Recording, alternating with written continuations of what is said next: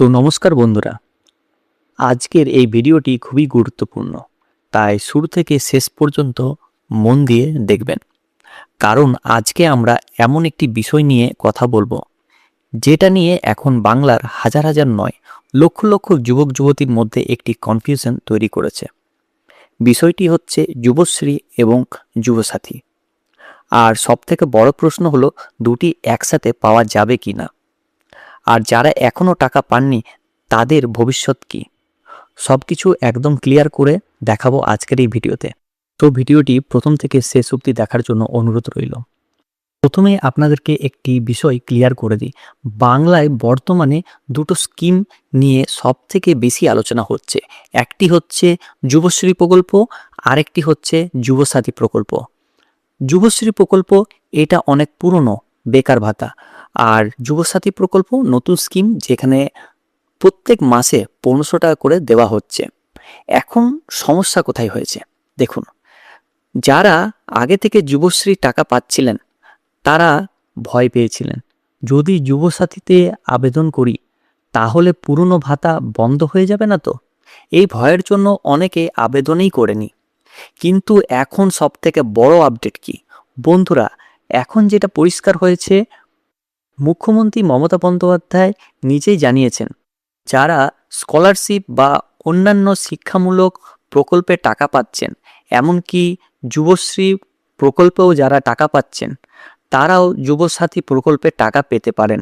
মানে এখানে একটা কিন্তু একদম ক্লিয়ার, দুটো একসাথে পাওয়ার ক্ষেত্রে কিন্তু কোনো বাধা নেই। বিষয়টি একটু গভীরে বুঝুন।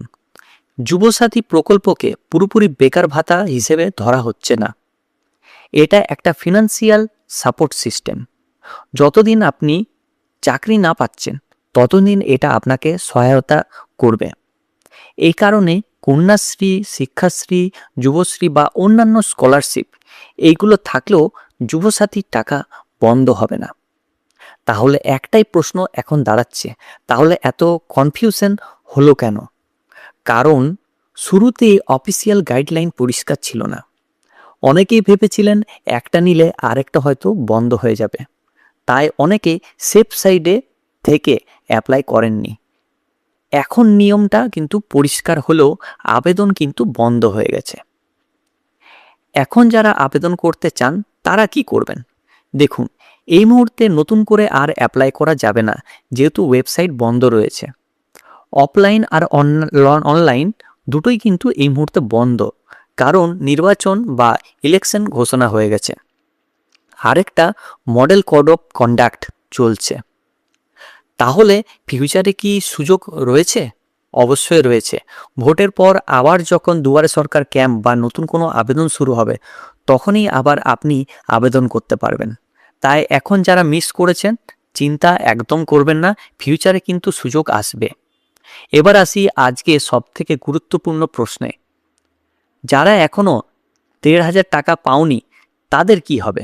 দেখুন, গ্রাউন্ড লেভেল থেকে যে আপডেট পাওয়া যাচ্ছে, টাকা দেওয়া বন্ধ হয়নি, ধাপে ধাপে পেমেন্ট চলছে। প্রত্যেক দিন কেউ না কেউ টাকা পাচ্ছে।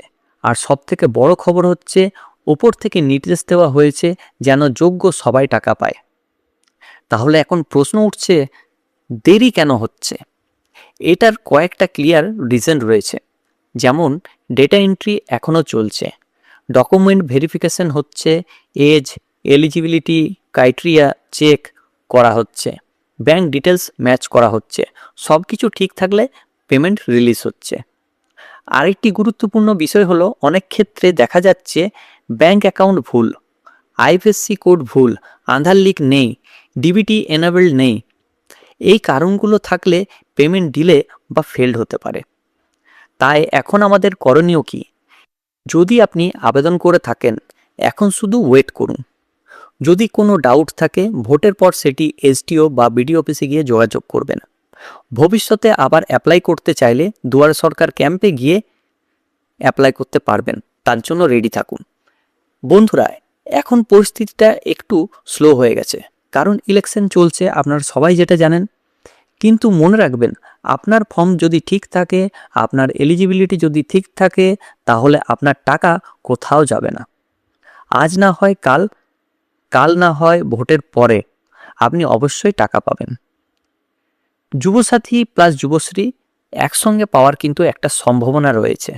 যারা অ্যাপ্লাই করেননি ফিউচারে কিন্তু সুযোগ রয়েছে, এবং যারা আপনারা টাকা পাননি প্যানিক করার একদম দরকার নেই, একটু ওয়েট করুন, ভোটের পর আবার সব কিছু আগের মতো স্বাভাবিক হবে।